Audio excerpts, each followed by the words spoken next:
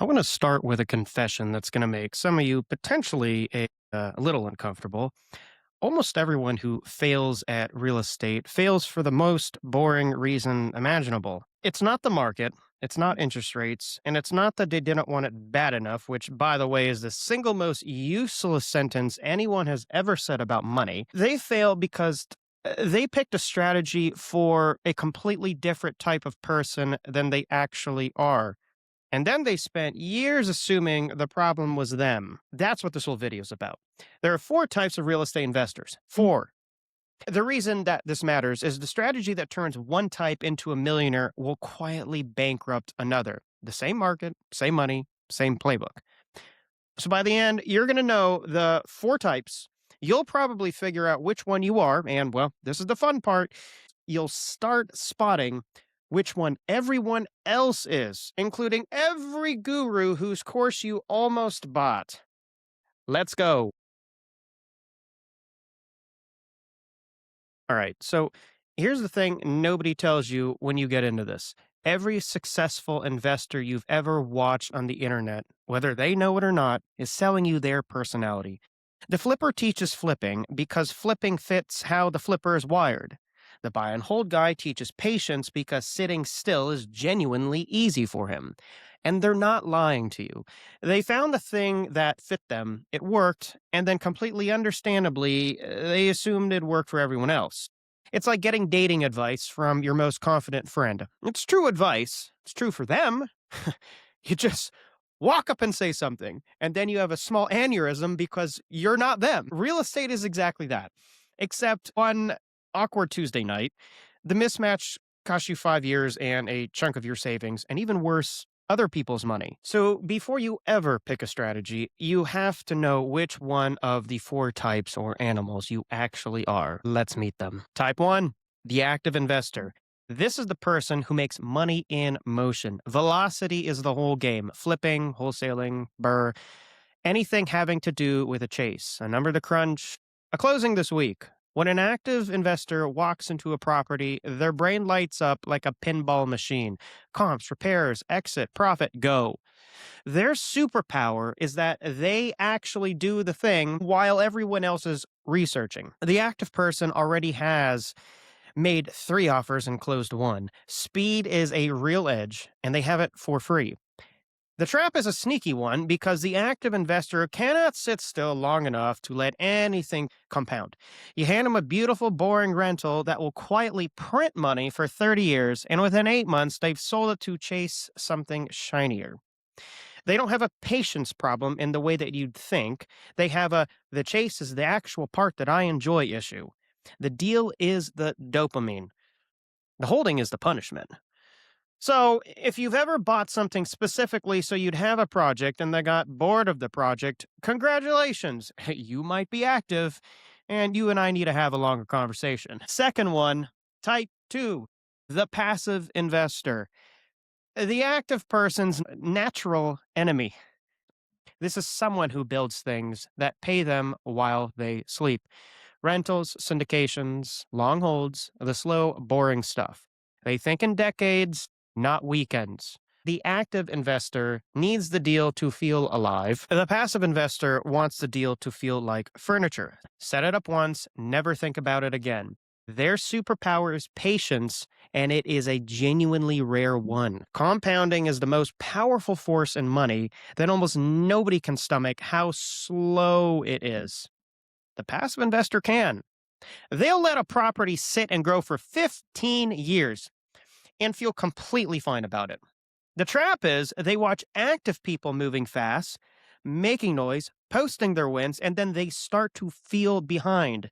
And feeling behind is how a passive investor talks themselves out of the one thing they're actually good at. They abandon a perfectly good, slow plan right before it pays off because someone louder made patience feel like laziness. The cruel joke of money is that the passive investor was usually winning the whole time and just couldn't tell because winning looked like nothing was happening. Type 3, the service-based investor. This is the one nobody talks about, and it's costing people, a lot of people, a fortune.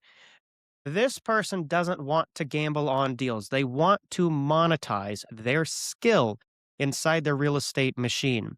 Property management, lending, transaction coordination, coaching, being the person other investors can't operate without.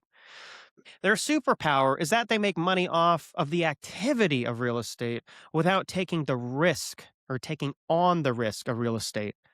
While everyone else is sweating a deal that might blow up, the service based person gets paid whether the deal wins or loses because they're charging for the skill, not betting on the outcome. It's the steadiest seat in the entire building. And their trap, well, it's tragic because it quite literally is just pure identity. The service based person somehow decided they're not a real investor, not a real one, so they keep trying to force themselves into flipping or buying rentals to prove something, and usually badly. Usually losing money also, while the genuinely lucrative skill they already had sits there ignored. It's like a world class referee who keeps trying to join the game and getting trucked when the league literally cannot run without them, and they make more money than half the players anyway. Type 4, the last one, capital based investor. The one who deploys money and lets other people do the actual sweating, private lending, notes, fund management, joint ventures. This person thinks in returns and risk structures and the phrase downside protection. They are almost always the most careful person in the room and usually the most right. They've read the contract. They've read the contract behind the contract. Their superpower is judgment.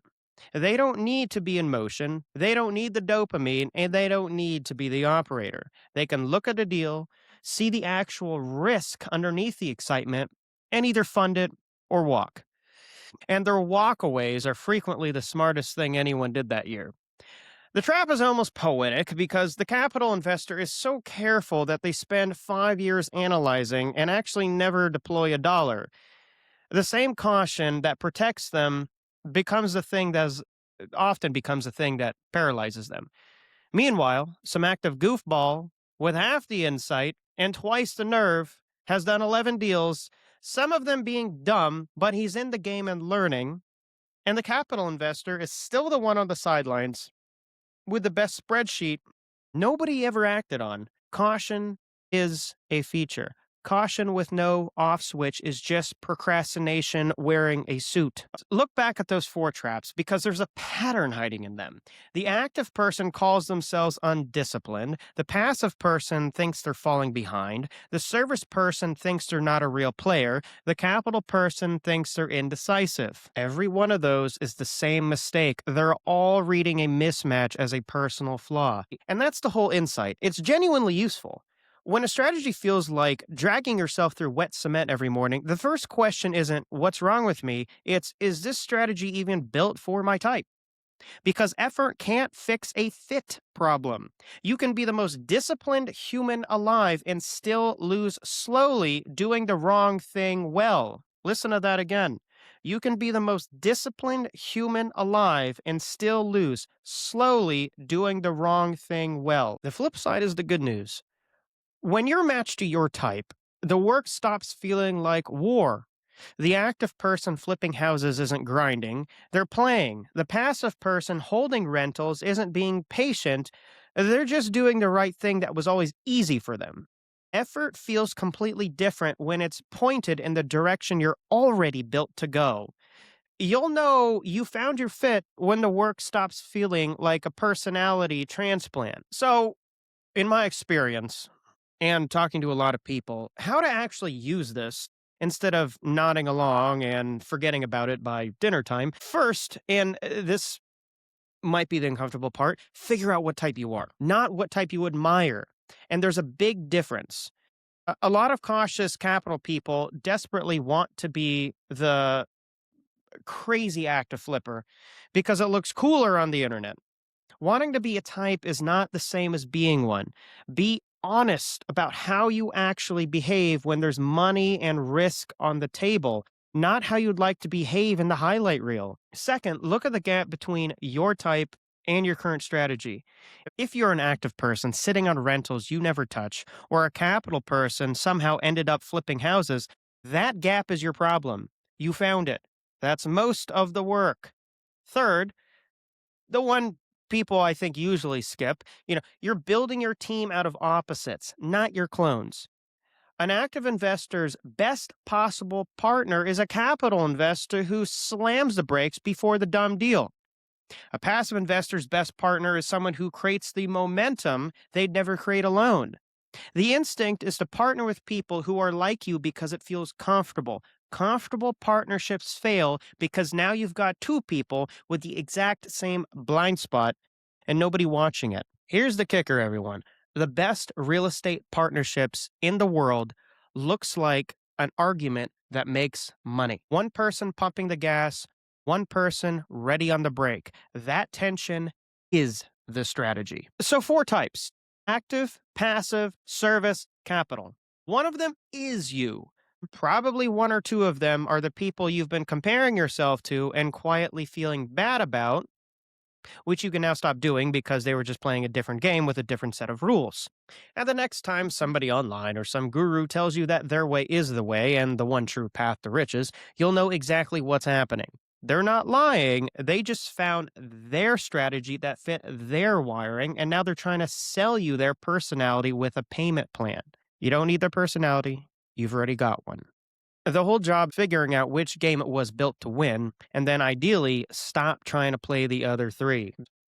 So go out and find which one you are.